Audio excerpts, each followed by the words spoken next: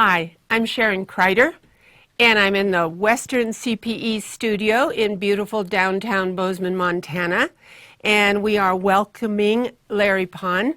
Larry has been doing the marathon, a marathon of 14 one-hour classes that we know are important to you and to me.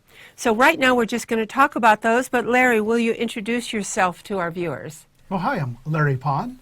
I have an alphabet soup behind my name. I'm a CPA, a PFS, a CFP, an EA, a USTCP, and an AEP, and I'm from Redwood Shores, California. And I asked him where Redwood Shores was because I'm from Sunnyvale, California, and that's just right next to Redwood City. For those of you who know the San Francisco Bay Area, that means we've pretty much grown up together in not only geographically but in our profession. So we're going to go through some questions. And our first question is on retirement plans. My client has come to me, and she's got all sorts of problems, financial problems, and she has this big IRA account and wants to take money out of her IRA. And the first thing I've told her is because she's not 59 and a half, that this is going to cost her a penalty. She's got to pay 10% extra plus whatever the state might charge for extra. But we really have some relief on that, don't we, Larry? So tell me about Notice 2022-6, brand new. Right. So the IRS issued a new notice. This is the first update we've had since 2002. So we had some guidance way back in 2002 on how to calculate the substantially equal periodic payments, also known as SEPP or 72T. So the notice changes the interest rate to compute the amount that you can take. So for your client, I think she's around 50 years old. Let's say she has $1 million in her IRA. Under the old rules, before this notice came out, the interest rates were really low. Well, now they're going up, but they were really low. She could have taken about $30,000 without any penalty from her IRA.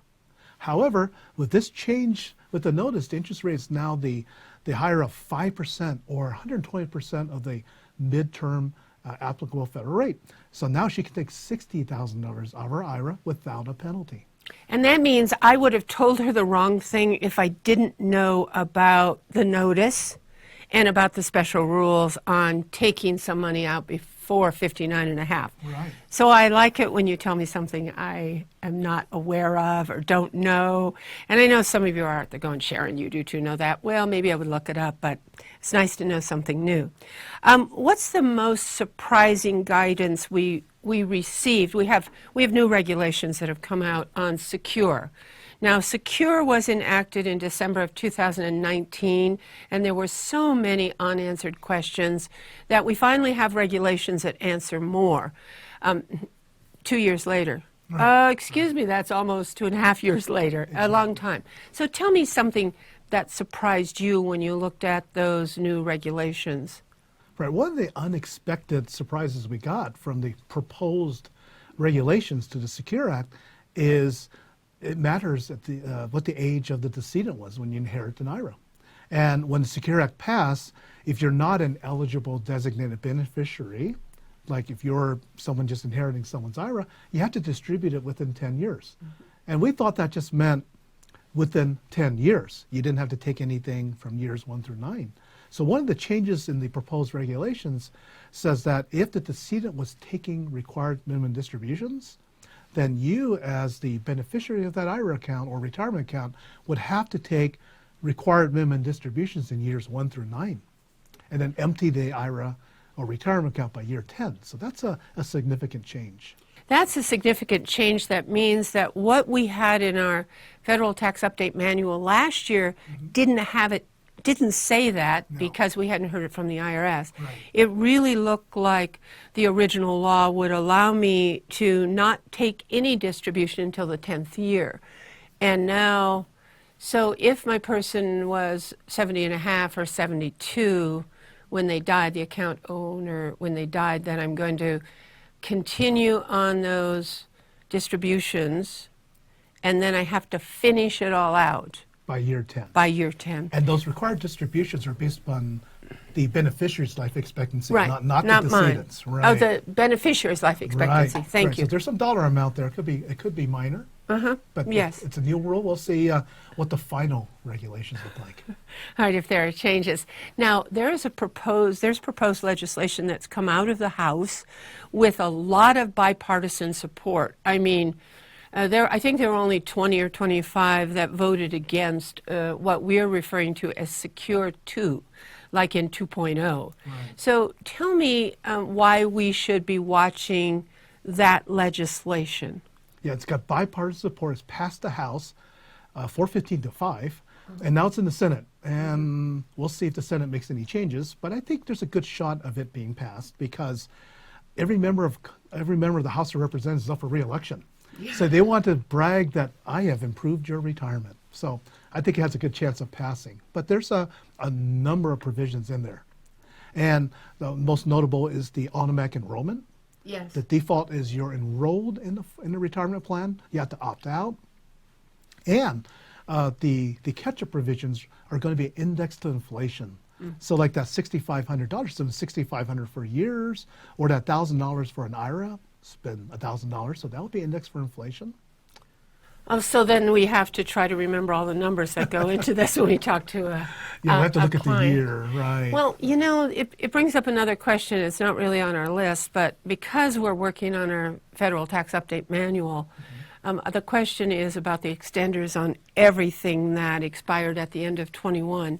My inclination is to say nothing will happen until the midterm elections because whatever passes, if I'm a Republican, I would rather it pass if we controlled the House and Senate after, then it's all Republican. Right. If it's before the midterms, the Democrats are going to take a lot of the credit for that.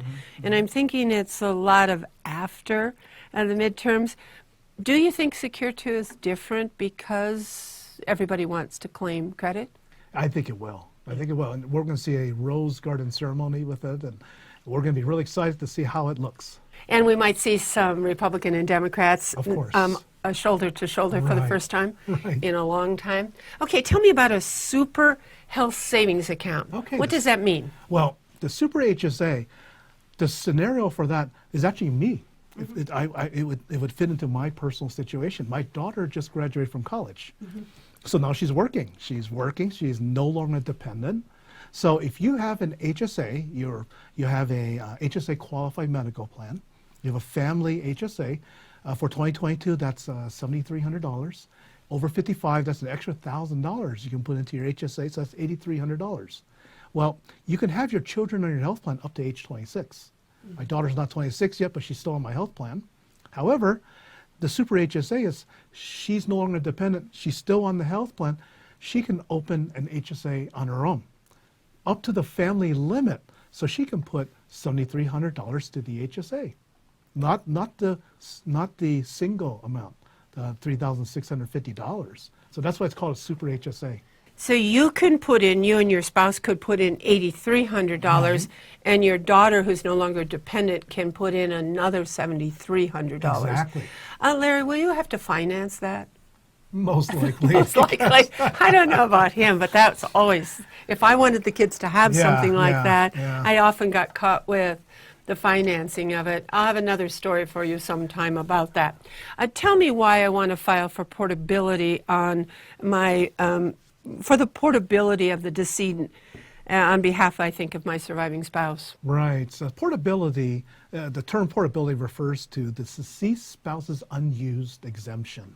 So this is for the first spouse who passes away, and we file it as a insurance policy because we don't know what the exclusion is going to be when the surviving spouse passes away. Is it going to be, currently it's $12,060,000. In 2026, it might drop to half of that. Yeah. There's proposals in Congress to drop it down to $3.5 million. So some of our clients might get caught. So you file the portability to claim the unused exemption as an insurance policy. So I file the 706, complete the portability information. There's lots on the IRS website about that too, as well as what we all talk about in classes.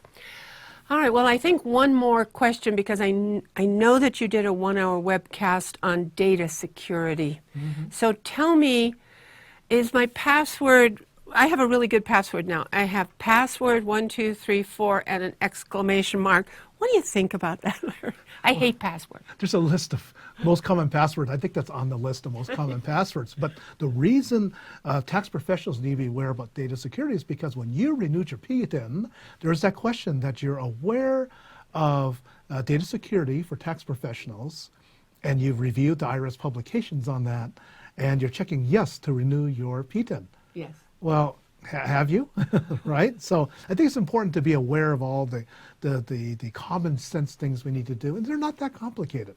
Strong passwords, teaching your staff to not give out client information. Don't click on those scary links. You know, we get all kinds of phishing emails. Well, and we always get we do get valuable downloads. That's the problem, and that's why the portal has become more and more important. So thank you, Larry. Is Larry Pond joining us? You can start looking for his webcasts, and there's a whole bunch of them coming out in the future for us with lots and lots of topics. So thank you for being with Larry and I, and watch for us again on Western CPE.